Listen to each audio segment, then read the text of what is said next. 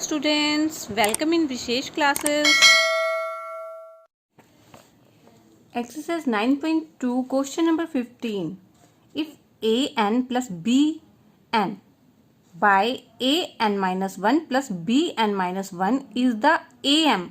अब am क्या होता है वो भी डिस्कस करते हैं. Is the am between a and b, then find the value of n. तो अब हमें n की वैल्यू को फाइंड आउट करना है. सबसे पहले हम am को देख लेते हैं. am होता है अर्थमेटिक मीन. जैसे मीन आप निकालते हो तो दो नंबर कोई भी हैं a और b का अर्थमेटिक मीन क्या होगा, उन दोनों नंबरों को प्लस कर लो, बाय 2 कर लो, तो मीन ऐसे ही निकालते हैं. ठीक है, ये है अर्थमेटिक मीन किसी भी नंबर का. क्वेश्चन नंबर 15 में हमें बोला है if an plus B N by A N minus 1 plus B N minus 1, ये जो है ये अगर अर्थमेटिक मीन हो a एंड b का, देन हमें n की वैल्यू फाइंड करनी है. तो सबसे पहले जैसे कि आपको पता चल गया है कि am between a and b के बीच का अर्थमेटिक मीन तो क्या होगा, a प्लस बी बाई 2 होगा. अगर दो नंबर हैं तो उनके बीच का अर्थमेटिक मीन उन दोनों का प्लस बाई 2 होता है. ठीक है, और ये हमें arithmetic mean a n plus B N by a n minus 1 plus B N minus 1 ये भी गिवन है. ठीक है, तो यानी ये a प्लस बी बाई 2 के इक्वल हो जाएगा. बस अब इसको हमें बस सिंप्लीफाई करना है और n की वैल्यू फाइंड हो जाएगी.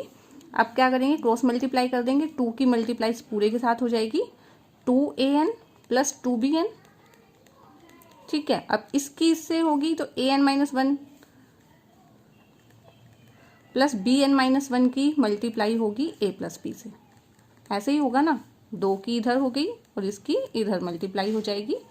2an plus 2bn. अब क्या करते हैं हम, an माइनस 1 की a प्लस b से कर लेते हैं, प्लस bn माइनस 1 की a प्लस b से. ठीक है, मल्टीप्लाई करेंगे, an माइनस 1 की a प्लस बी से हो जाएगी और bn माइनस 1 की a प्लस बी से करेंगे. an माइनस 1 को अब a से करेंगे, an minus 1 into a plus an minus 1 into b. ठीक है, ऐसे यहाँ पर a into bn minus 1, a की इससे मल्टीप्लाई होगी और bn माइनस 1 की b से. अब देखो जैसे बेस इक्वल होता है, a बेस इक्वल है तो इनकी पावर ऐड हो जाएगी. इसकी पावर 1 है तो n माइनस 1 प्लस 1 ऐसे बन जाएगा. और ये तो एज इट इज होगा क्योंकि ये a है ये b है तो इसमें पावर ऐड नहीं हो सकता. a bn माइनस 1, इसमें पावर ऐड कर लेते हैं, n माइनस 1, इसकी पावर 1 होगी तो सेम इसको 1 से 1 कैंसिल हो रहा है. ये बन रहा है an plus an minus 1 into b, a into b N minus 1 plus b की पावर n. ठीक है, अब क्या करते हैं, हम सबको उधर ले जाते हैं. इस तरफ क्या है, 2an प्लस 2bn है, ये इधर लेके जाएंगे माइनस an. bn को चलो पहले लिख लेते हैं, इससे कोई फर्क नहीं पड़ता कि bn को हम आगे लिखें पीछे लिखें.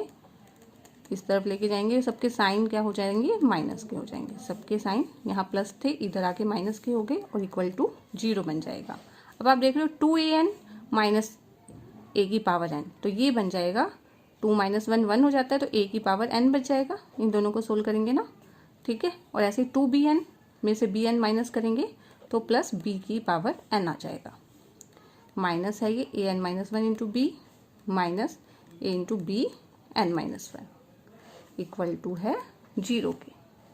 ठीक है, अब हम क्या करते हैं, हम यहाँ से इन दोनों में से ये an है और ये an माइनस 1 b है. अगर इन दोनों में से हम कुछ कॉमन निकालें तो निकल सकता है. ठीक है, तो हम क्या कॉमन निकालते हैं इन दोनों में से, अगर हम इसमें से a कॉमन निकालें, an माइनस 1 कॉमन निकाल लें. ठीक है, क्योंकि an माइनस 1 इंटू a है. ये an का क्या मतलब है, an का मतलब ये है an माइनस 1 इंटू a, क्योंकि वही तो ये बना था ना, वही तो an बना था. तो an का मतलब होता है an माइनस 1 इंटू a. अगर an में से अगर an-1 हम कॉमन निकाल लें तो यहाँ a की पावर 1 बच जाएगा, और इसमें से an-1 कॉमन निकालेंगे -b। ठीक है, सेम इसमें करना है हमने। इन दोनों में से अगर हम bn-1 कॉमन निकाल लें, bn-1 कॉमन इसमें से निकालेंगे तो क्या बचेगा, b बच जाएगा, और यहाँ पे क्या है -a इक्वल टू 0। ठीक है, अब क्या करते हैं, एक स्टेप ले लेते हैं हम। ये a माइनस बी है ना, इसको भी a माइनस बी तब बन जाएगा ना अगर इस पूरे में से माइनस कॉमन ले लें। माइनस बाहर ले लेते हैं। देखो b माइनस a में से अगर माइनस कॉमन लेंगे तो ये माइनस b बन जाएगा। ठीक है, माइनस माइनस क्योंकि प्लस b होता है, और ये माइनस कॉमन लेंगे प्लस a, तो ये a माइनस बी नहीं बन जाएगा। ठीक है, इसलिए हम इसमें से माइनस कॉमन ले लेते हैं, माइनस bn-1 हो जाएगा, और ये बन जाएगा फिर माइनस कॉमन लेने से a minus b equal to 0। इन दोनों को हमने सेम बनाने के लिए ऐसे किया है। अब क्या करते हैं हम, a माइनस बी इन दोनों में से कॉमन आ रहा है। ठीक है, और यहाँ an-1 minus bn-1 equal to 0। अब ये या तो a माइनस बी 0 होगा, आइदर ऐसा ही होता है, आइदर 0 दिस 1 इक्वल टू 0। ठीक है, लेकिन a जो है b के इक्वल नहीं हो सकता क्योंकि दो नंबर हैं, इनके बीच का अर्थमेटिक में निकालना है। तो a not equal to b, यहाँ से क्या हो जाएगा an-1 इक्वल टू bn-1। ठीक है, माइनस उधर लेके जाएंगे तो प्लस का बन जाएगा ना ये। अब क्या करेंगे, an-1 है, बाय में करेंगे तो ये bn-1 इक्वल टू 1 बन रहा है। अब इन दोनों में क्या आ रहा है, a b दोनों की पावर n-1 है ना, इन दोनों की पावर n-1 है इक्वल टू 1 है। ठीक है, अब क्या कर सकते हैं, 1 को हम क्या लिख सकते हैं, a b की पावर 0। 1 को हम ऐसे लिख सकते हैं क्योंकि किसी की भी पावर 0 हो, a b की पावर 0 का मतलब ही तो 1 है ना। और इसको सोल्व करने के लिए हम ऐसा करते हैं कि a b n-1 equal to 1 था ना, इक्वल टू 1 था, 1 की जगह हम क्या लिख सकते हैं, ए बी की 0। अब क्या कर, इससे क्या होगा, कंपेयर कर लेंगे पावर को, बेस सेम है तो पावर इक्वल होगी, यानी n-1 इक्वल टू 0 हो जाएगा। और इसको सोल्व करेंगे -1 इक्वल टू 1। ठीक है, और ये आपका इस क्वेश्चन का आंसर आ जाएगा। ठीक है, क्वेश्चन में बस थोड़ा सिंप्लीफाई अगर आपको करना आता है, समझ में आती है ये बात, तो आप बड़ी इजीली ये क्वेश्चन नंबर 15 कर सकते हैं। Arithmetic between a and b, a plus b by 2 होता है। अरिथमेटिक मीन हमें पहले भी दिया हुआ था, इनको इक्वल रख के बस क्रॉस मल्टीप्लाई करके सिंप्लीफाई आपने करना है। क्वेश्चन नंबर 16, बिटवीन 1 एंड 31, 1 और 31 के बीच में m numbers have been inserted in such a way. 1 and 31 के बीच में m नंबर इंसर्ट करने हैं यानी डालने हैं, in such a way that the resulting sequence, जो रिजल्टिंग सीक्वेंस बने, इसमें m नंबर डालने के बाद जो रिजल्टिंग सीक्वेंस बने वो AP सीक्वेंस बने, and the ratio of 7th, और जो रिजल्टिंग सीक्वेंस होगी उसका रेशियो 7th टर्म का और m-1 टर्म का वो 5/9 हो। हमें m की वैल्यू, ये जो m है, ये जो m नंबर इंसर्ट किए हैं, हमें उसकी वैल्यू फाइंड करनी है इस क्वेश्चन में। तो सबसे पहले हम क्वेश्चन नंबर 16 के अंदर लेट कर लेते हैं, late a1 a2 am, a1 से लेके am तक be the m arithmetic inserted number, inserted number जो AP बना रहे हैं। ठीक है, तो अभी 1 और 31 के बीच में हमने नंबर ले लिए हैं A1 A2 से लेकर AM तक। ठीक है, अभी ये M नंबर है और 1 और 1 2, तो अब क्या हो जाएगा, टोटल नंबर ऑफ टर्म कितने बन जाएंगे, फिर total number of terms, M number तो इंसर्ट किए हैं और दो नंबर ये हैं 1 और 31, तो m+2 हो जाएगी टोटल नंबर ऑफ टर्म्स।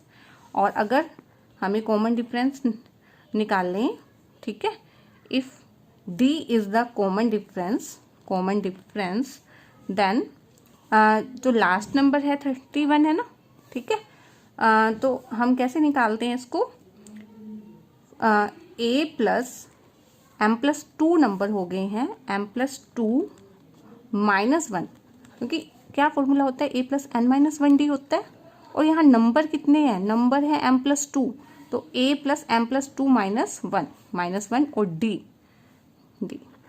और ये जो लास्ट नंबर हमें दिया हुआ है 31 दिया हुआ है, ठीक है ना। ये कौन सा नंबर है, am+2 ही है ना, टर्म कौन सी है ये, t से टर्म दिखाएंगे, tm+2 क्या है 31 है, ठीक है, लास्ट नंबर। अब इसको सोल्व कर लेते हैं, a कितना है 1 है ना, 1 + m2 - 1 d = 31, ठीक है। अब 1 को उधर ले जाते हैं, 31 है, +1 उधर ले जाएंगे, -1 हो जाएगा, 30 आ जाएगा, d आ जाएगा 30/m+1, ये कितना आ गया है, d आ गया है, ठीक है। अब हमें किसका रेशियो निकालना है, क्वेश्चन के अंदर रेशियो निकालना है a7 बाय, हमें बोला हुआ है a7 बाय am-1, ये कितना गिवन है हमें, ये हमें गिवन है 5/9, ठीक है। अब हम a7 निकालते हैं, a7 होगा, वो टर्म तो 8 होगी ना, टर्म 8 कैसे होगी, देखो a7 तो यहाँ से a7 है, एक टर्म ये भी है, तो कुल मिला के टर्म 8वें नंबर पर होगी, तो t8 लिखेंगे। t8 क्या होता है, a + 7d होता है, ठीक है। a क्या है इस क्वेश्चन के अंदर, इस क्वेश्चन में a है 1 + 7d, हमने यहाँ सोल्व किया था 30/m+1, ठीक है, ये आ गया है a7। अब हम इसी तरह से क्या निकाल लेते हैं, अब हम इस am-1 टर्म तो इससे एक ज़्यादा बढ़ जाएगी, यानी वो tm होगा और a + m-1d होगा। a की वैल्यू रखेंगे 1 + 7 और d की वैल्यू 30/m+1, ठीक है।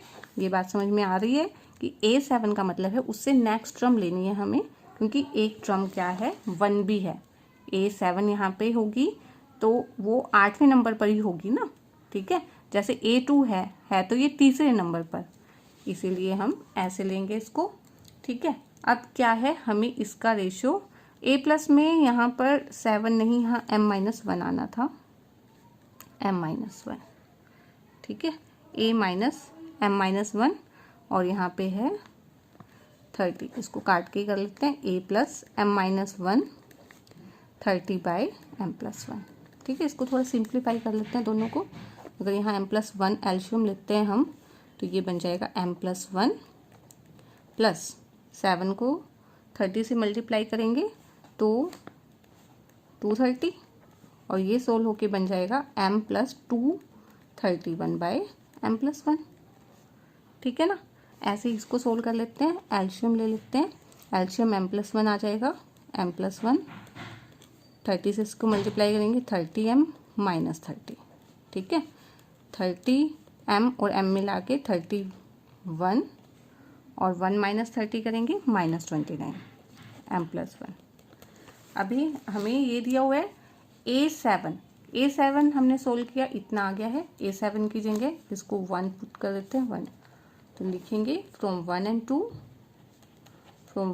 2 a7 की वैल्यू कितनी रखेंगे हम, m+2 31 बाय m+1 और am-1 है 31m - 29 बाय m+1 = 5/9। अब तो लग रहा है इसको सोल्व करेंगे तो आपका m निकल ही आएगा, ठीक है ना, m+1 से m+1 कैंसिल हो रहा है, ठीक है। 9 की मल्टीप्लाई यहाँ हो जाएगी तो ये बन जाएगा 9m, 9 को 231 से मल्टीप्लाई करो तो आ जाएगा इतना, ठीक है, = अब 5 की 31 से गुना करेंगे तो कितना आ रहा है 155, साथ में m, अब 5 को 29 से मल्टीप्लाई करेंगे 145, यहाँ माइनस का निशान है तो माइनस का साइन लगेगा, ठीक है। अब इसको इधर ले जाते हैं हम, 9m - 155m, ये क्या है -145 है, और ये इधर जाके माइनस का हो जाएगा, ठीक है। 9m माइनस 155m क्या हो जाएगा, इसको 155 में से 9 माइनस करेंगे, कितना आ रहा है, 1 माइनस 146m आ जाएगा, ठीक है। और इन ये दोनों माइनस के हैं तो ऐड हो जाएंगे, 2044 ऐड होके माइनस से माइनस कैंसिल हो जाएगा और हम m की वैल्यू निकालेंगे तो क्या आ जाएगी, m इक्वल टू 2044 और ये 1/146 डिवाइड में आ जाएगा। जब आप इसको डिवाइड करके देखोगे तो ये 14 पे कैंसिल होगा, ठीक है। ऐसे डिवाइड कर लेना, ठीक है। तो ये आ जाएगा 14, m की वैल्यू आ जाएगी 14, m इक्वल टू 14, ये हमारा आंसर आ जाएगा। 17 a man start repaying a loan as first instalment of ₹100। एक जो आदमी है वो लोन जो है रीपे कर रहा है, लोन वापस कर रहा है और उसकी फर्स्ट इंस्टॉलमेंट कितनी है, 100 रुपीज़ पे करनी है।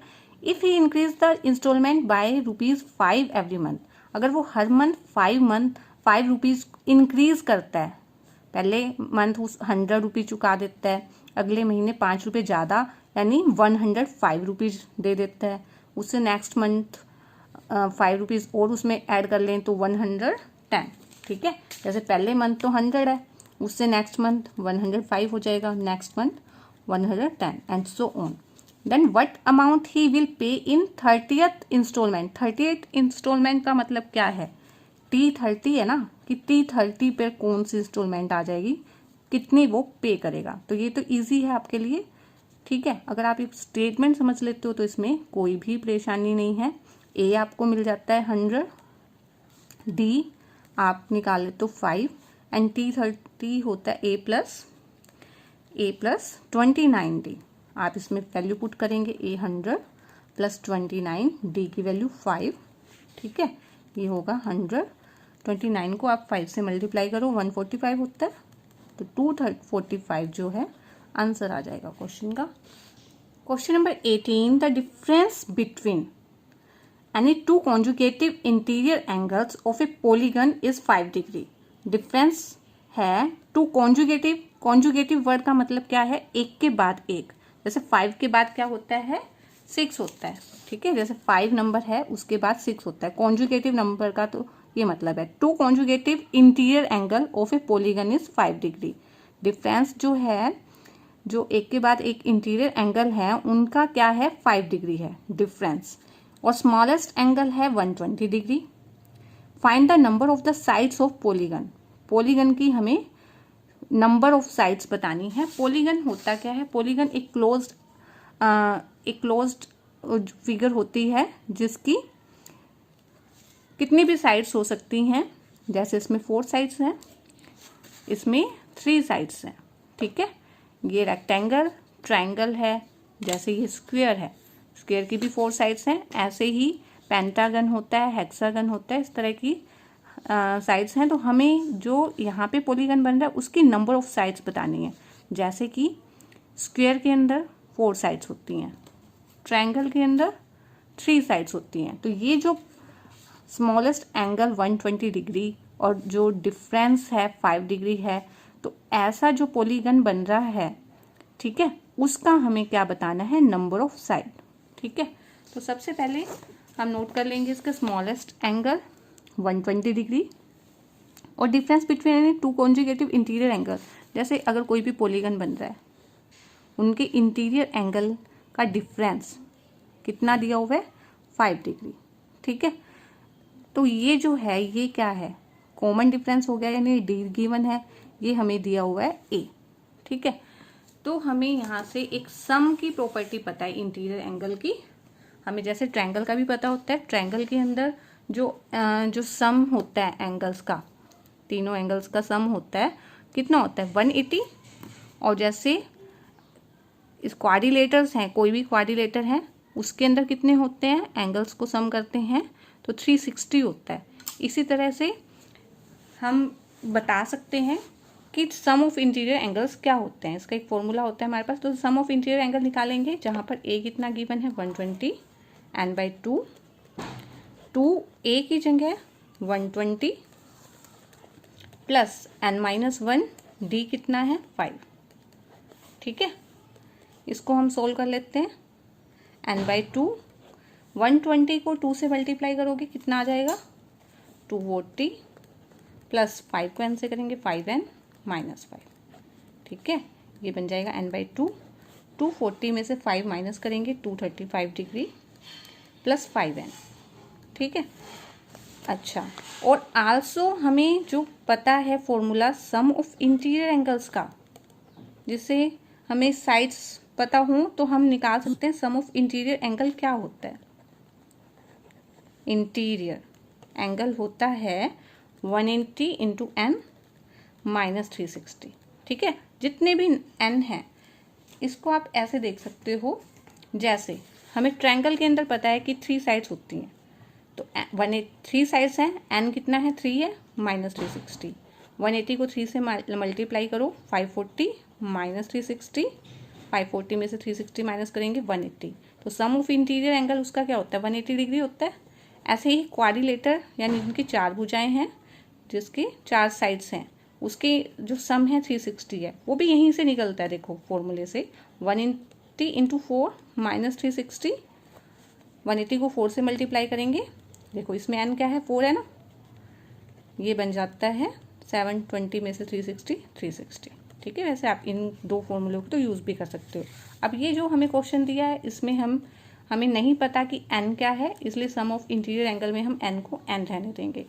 यहाँ से हमने ये निकाला है तो ये दोनों चीज़ें क्या हैं इक्वल हो जाएंगी, क्योंकि ये भी सम ऑफ इंटीरियर एंगल निकाल लिया हमने AP के फॉर्मूले से, और ये भी सम ऑफ इंटीरियर एंगल का फॉर्मूला है, तो ये दोनों चीज़ें इक्वल हो जाएंगी। तो इसको 1 और इसको 2, देन फ्रॉम 1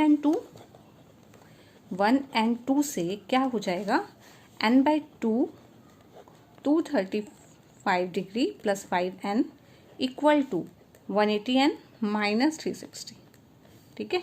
अब हम इसको सोल्व कर लेंगे, सोल्व करेंगे तो हम क्या देख रहे हैं यहाँ से 5 कॉमन आ जाता है। देखो कैलकुलेशन लंबी ना हो जाए इसलिए हम ऐसे करेंगे, हम यहाँ से 5 कॉमन निकाल लेते हैं। 5 कॉमन निकालेंगे तो 5n/2, 2 यहाँ से कॉमन 5 कॉमन आ जाएगा, 5 4 जा 20, इस 47 डिग्री आ जाएगा, ठीक है। प्लस 5 कॉमन आ गया तो यहाँ n बचा इक्वल टू है, यहाँ से भी 5 कॉमन निकाल लेते हैं। 5 कॉमन निकालोगे तो ये आ जाएगा 5 3 जा 15 36, ठीक है। n माइनस यहाँ से 5 कॉमन लेंगे 5 35, ठीक है, ना आ जाएगा a 5 से 5 कैंसिल हो जाएगा, ठीक है। इससे थोड़ा सिंपल हो जाता है। ये इसको मल्टीप्लाई करेंगे 47n प्लस n², n की मल्टीप्लाई कर दी, 2 की इधर जाके कर लेते हैं, 2 को इससे करेंगे 72n, 2 से इसको करेंगे कितना आ जाएगा 144, ठीक है। अब क्या करते हैं सबको इधर ले आते हैं, n² है प्लस 47n है माइनस 72n, ये इधर जाके प्लस 144 हो जाएगा। n² 47 माइनस 72 में से 47 माइनस करेंगे तो कितना आ रहा है 25, तो माइनस 25 आएगा ना, बड़े वाला माइनस का है, प्लस 144। अब आप इसके फैक्टर बना लो, इसके फैक्टर बनेंगे -16 माइनस 9, ठीक है। 16 इंटू 9 की 144 होता है, ठीक है। इनको ऐड करते हैं तो 25 आता है। अगर जहाँ पे भी आपको कन्फ्यूज़न लगे कि हमें इसके फैक्टर बनाने नहीं आ रहे तो आप ये वाला फार्मूला यूज़ कर सकते हो, ठीक है। इस फॉर्मूले से आप सबके जो हैं फैक्टर्स निकाल सकते हो जिसके आपको समझ नहीं आ रहे, ठीक है। n कॉमन लेंगे, n माइनस 16 माइनस 9 यहाँ से कॉमन लेंगे तो ये n, क्योंकि 16 इंटू 9 होता है तो 9 कॉमन लिया तो 16, ठीक है। हमें वैसे भी इसमें ये चीज़ सेम बनानी होती है ताकि n माइनस 16 को कॉमन ले लें, n माइनस 9 इक्वल टू 0। इसमें दोनों को अलग अलग 0 के इक्वल रखने से n की वैल्यू 16 आ रही है और n की वैल्यू 9। लेकिन आपको पता है कि जो क्वेश्चन है उसमें हम 2 n नहीं निकाल सकते, तो इनमें से एक ही n वैलिड होगा, एक n वैलिड नहीं है। तो इसके लिए हम क्या करते हैं, हम T9 निकाल लेते हैं, ठीक है। टर्म निकाल लेते हैं ना, नंबर है तो Tn9 क्या होगा, T9 a प्लस 8d होगा, और ए क्या है इस क्वेश्चन में, ए 120 दिया हुआ है, 8 और डी 5, 120 प्लस 8 5 ज़ा 40, 160 आ जाएगा। और टी 16 अगर हम निकालते हैं तो ए प्लस 15 डी आ जाएगा। ठीक है, 16 नंबर पे जो एन अगर 16 है, अगर एन 16 है तो हम देखेंगे 16 नंबर पर कौन सा एंगल आ रहा है। ए प्लस 15 डी, ए 120 प्लस 15 डी कितना है 5 है, 120 प्लस 15 5 सा 75, ये बन रहा है 195। और ये क्या है, ये इंटीरियर एंगल्स है ना, इंटीरियर एंगल है, क्योंकि हमें स्मॉलेस्ट एंगल भी दिया हुआ है तो ये सब इंटीरियर एंगल्स हैं। इंटीरियर एंगल्स जो है 180 से बड़ा नहीं हो सकता, 180 से बड़ा नहीं हो सकता क्योंकि वो इंटीरियर एंगल है, एक्सटीरियर नहीं है। तो हम क्या लेंगे, टी को 9 लेंगे, टी 9 जो है सही वैल्यू है और हम इस वैल्यू को क्या करेंगे, इग्नोर करेंगे, इसको हम नहीं लेंगे क्योंकि ये 180 से अबव आ जाएगा। क्योंकि कोई भी जो शेप है, ठीक है, उसमें अगर 180 से एक्सीड हो गया तो वो शेप बनेगी ही नहीं। 180 से अगर 180 से बड़ा हो गया, 180 क्या होता है, सीधी लाइन होती है, उससे भी बड़ा हो गया तो वो शेप नहीं बनेगी, वो कभी मिलेगी ही नहीं। तो हम क्या लेंगे, एन को 16 नहीं लेंगे, एन क्या आ जाएगा 9, एन इक्वल टू 9 जो है ये इस क्वेश्चन का क्या आ जाएगा आंसर।